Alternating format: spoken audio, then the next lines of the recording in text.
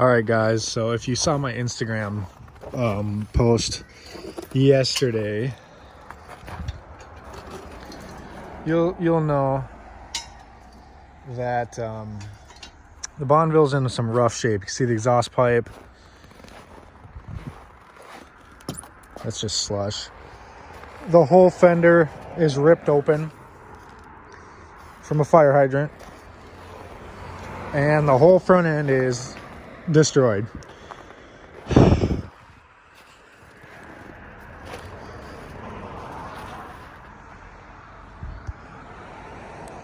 Oh, sorry.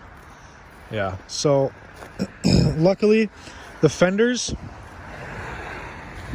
are still in the exact same shape they were. They just have snow on them, so they're weird, but they're in the same shape. Headlights are good. Both headlights are still good. Both of the grills are good. This grill just popped out. It's in the back seat. The lower grills are good. Fog lights are good. Everything is good except for the bumper itself and the hood. And then going in there, the radiator's smashed and the radiator support. But the frame is straight still, so I will be rebuilding this car on the channel here within the course of the next probably 2 months. It's suspension straight. So what I was doing is I was driving home from looking at a Dodge Charger yesterday in the cities. That's the worst part of it right there. I'm gonna have to have a body shop do that, but it's not a big deal. I'll have a body shop do it because I'm not going to screw with that, and I'll have it professionally done, but I'll do the front end. And it still runs and drives, just radiator smashed, so coolant flies out. The coolant's all gone, so it can't really run longer than like a minute, a couple minutes maybe max to move it around, but shouldn't even do that. Got it towed here. I went to the hospital. I was going about 45 miles an hour and hit some black ice right in the middle of the road. Some guy, well, first off, we were going like, it was 2 lanes, and we were going around a curve. He swerved into my lane, so I kind of twitched my steering wheel because I got nervous, and I caught some black ice and slid right off the road at about 45, picked up speed on the ice, and right into a telephone pole. Just like that pole right there, just on the other side of town. As you can see, the telephone pole, I'm very thankful it was a telephone pole, because if it was a wall, everything in the front would be pancaked in and this car would be salvaged. But I'm not having insurance do it. I'm doing it because I don't want to salvage the title. I want it to stay clean. And looking under the hood, you guys can't see, but everything's fine under there. Engine's not touched. The pulleys aren't touched. It's just the radiator, fan, radiator support, and then the bumper and hood. No broken glass. Literally nothing else. No airbags deployed, which is why I had to go to the hospital, because I smashed my head, I guess, on the steering wheel. I blacked out. So I smashed my head. The back, inside of my head in the back is swollen. It's been swollen now since the accident, and it still hasn't gone down. I have a concussion, a pretty bad concussion, so if I'm stumbling, I'm sorry, but I want to get this video up. My neck is locked right now, so I can't turn my neck. I have to turn my whole body. So it was pretty rough. The airbags should have deployed and they didn't, which is kind of concerning, obviously. But yeah, I just want you guys to know this car is not going anywhere. I will be rebuilding it, and I will be daily driving it again when I'm done. I love this car way too much. It's not going anywhere. It's probably going to stay with me forever, to be honest. I just love this car. So it's going to get professionally done on the quarter panel, and I'm going to do the front. I got Bonneville's Unlimited in Browerville. He's going to hook me up with all the parts. He already sent me a list of the price. Very good deal. All of them are already pearl white for the front end, and he's got the radiator support, everything. He's like, I know everything you're going to need. He's an expert in these cars. So fast forward to today, the next day, I can't even barely walk, but I'm like, I drove down there yesterday in this to look at a Charger, which I recorded the whole video, and I recorded, driving the whole day, and I recorded right after the accident. So that video will go up before this video. So this will be after that video. Actually, no, my bad. This video will be up first. So the next video, pretend you didn't see this video, all right? So keep that in mind. Pretend. So the next video that comes out, like I said, pretend you didn't see this. This is just a little update I have to post. So the next video, the Bonneville will still be in one piece because it's from yesterday. And yesterday, that video led up. I'll show you what else.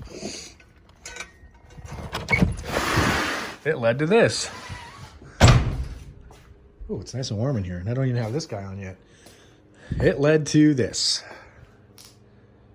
2007 Dodge Charger, 125,000 miles. This is the RT Road and Track. It's in pretty good shape. What's that? These scuffs? Nope, it's salt. All right. Yeah, there's no dings, no dents on the body. The paint's in very good shape. I got this from Cornerstone Plymouth in Plymouth, Minnesota. It's a big, new car. It's a new car franchise, but it's their used car dealer. I was driving through and I thought I'd swing by.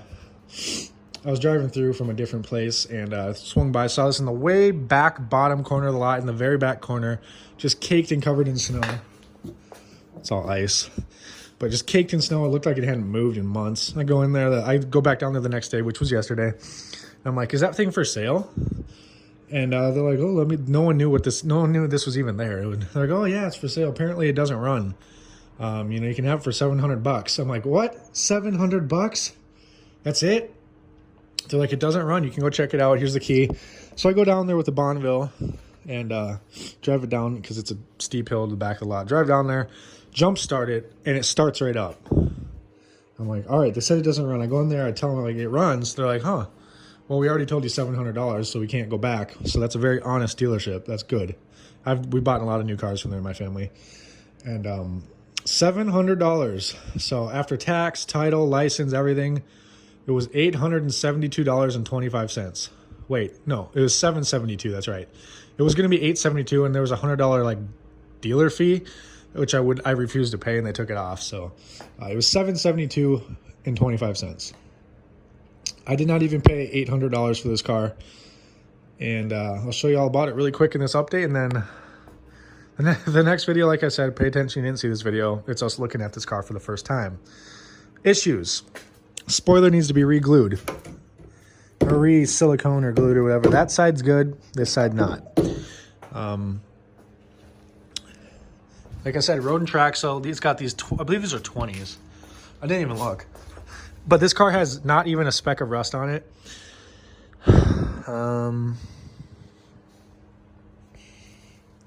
Trying to find, there it is.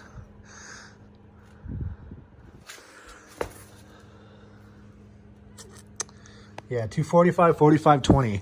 They're in very good shape. The wheels are in great shape. It's very dirty. They neglected this car. It's got window tint. Let's see if she's unlocked. No, it's frozen. So here's the deal. It's sat on their lot, they said, for about 5 to 6 months. And it had not a drop of gas in it, not a drop of coolant. So the cooling system has no coolant in it. So I took out a test drive and it overheated. It drove down the test drive and then I went to drive it home and it overheated. I know I should have checked the coolant. I checked the oil. I checked the trans fluid. I forgot to check the coolant. I know it was freezing cold. I spaced it. All right.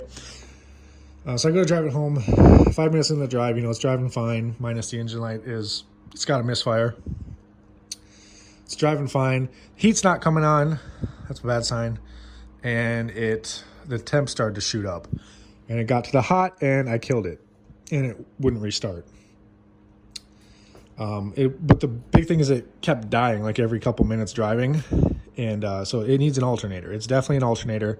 It would lose power and just die. And it was an alternator. And after you let it sit for a little bit, it would barely crank over again.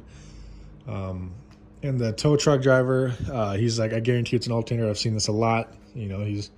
So my dad went and picked up an alternator for me in Brainerd after we got back here. We towed this back home today. He went back home. He bought me an alternator as a little gift because of my accident. I don't know. I think he felt bad, which was awesome. I'm so appreciative. I was like, so I'll drop that off in the morning. He's got me a propane tank, so I'm going to start working on it tomorrow, hopefully, if my neck's feeling any better. We filled the tank with gas. We didn't put any coolant in it because we trailered it the rest of the way. And I'm going to try and get the hood popped. The hood latch is frozen. But basically, it overheated. I shut it off. Wouldn't start back up. It wouldn't start back up because of the alternator, not the overheating issue. So yeah, here's the key. It comes with 2 keys. This key is, the battery's dead, so I need to do battery for the key. But going inside, it's got this little tear right here, which I'm going to sew up because it's just a little tear. So it smells like weed in here, I'll tell you that. The seats are super nice. It's got the suede inserts there at the RT. I picked up some oil and we put some heat, water dissolver in case guarantee water got in the fuel system from being no fuel sitting in the winter. So we put a full thing of heat in there with a full tank of premium 91. It's got really every option besides the sunroof, which kind of sucks, but I don't really use the sunroof anyways. So all the lights work, everything works. I'll fire it up in here for you guys. It's got an exhaust tick, which kind of sucks, but it's not the end of the world.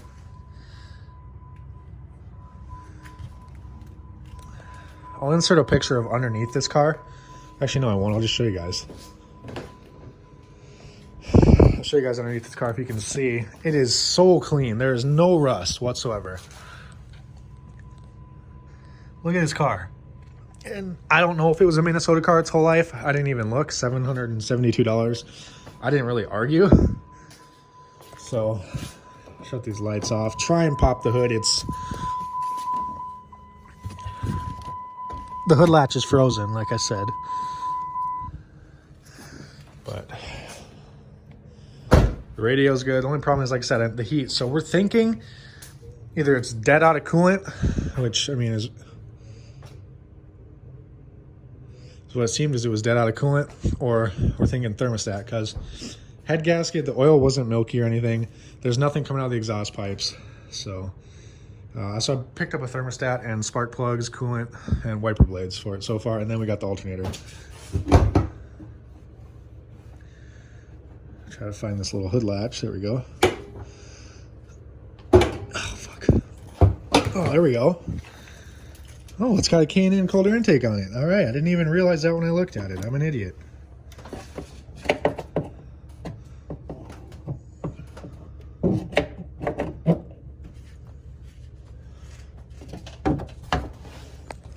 Oh. All right, I did not even realize it had the K&N cold air intake on it. I highly doubt it has any coolant. It's sat for over 6 months. So let's see what she's got.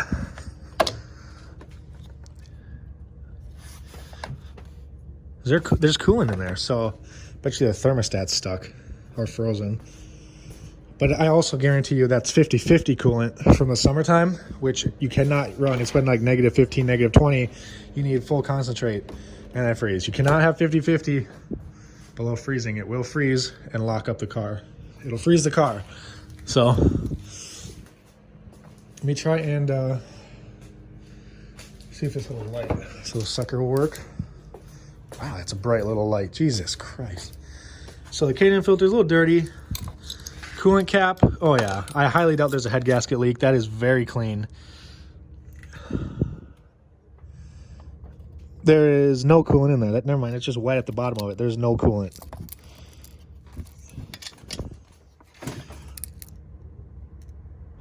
There's like that much coolant. And that's how you fill the radiator, I believe, on this one.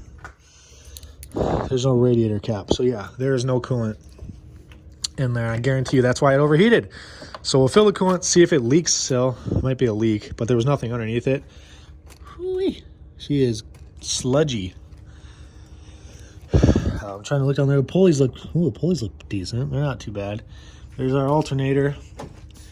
And that thing is old and frozen. Look inside of it. There's like ice inside of it. That's probably why the alternator won't work. Oh, Jesus. Get this sucker. All right, that don't look too bad either. There's a little bit of grime in there, but that ain't bad. I mean, no, that smells straight like oil. All right, that ain't too bad. The O-ring looks pretty good. Let's get this Hemi cover off. See what we're working with down here. I'm pretty freaking excited to have this car, guys. Never thought I could even have this car without having a loan on it. But all right, so everything looks really easy to. Oh, yep. 2 spark plugs per coil pack. The guy was right. I bought 16 spark plugs. So if you didn't know, these Hemis have 2 per coil, 2 per cylinder. So here's our in there. Does that look like there's a head gasket leak? I don't think so. But it is misfiring. Engine light flashes above 30 miles an hour. Ooh. Looks like it had a valve cover gasket leak. It might still. So things I'm going to do to this car, valve cover gasket, everything looks very easy to work on this car. I mean, the alternator is right there. Valve cover gasket, the coil packs are right there. They don't look too bad at all. Intake manifold's right there. Oh yeah, I'll tell you guys what, this thing looks pretty old under here. It only has 124,000 miles. Clean title. This thing's pinned up with cardboard. That's kind of weird. But let's check the oil dipstick here.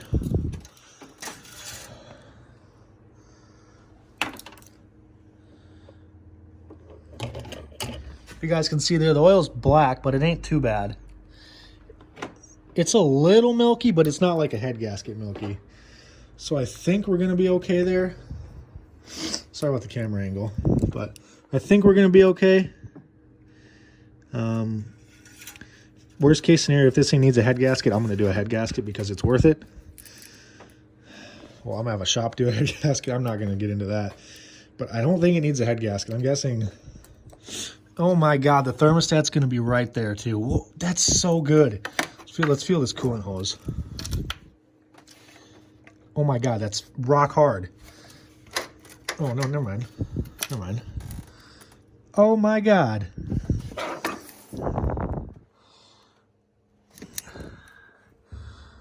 Well, there's our problem. Why it overheated. Fucking thing's not even connected.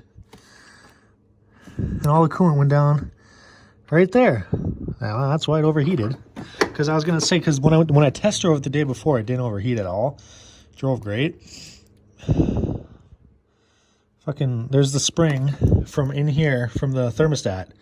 It's came out the fucking hose. I bet you it froze. That's our problem. All right. What the hell?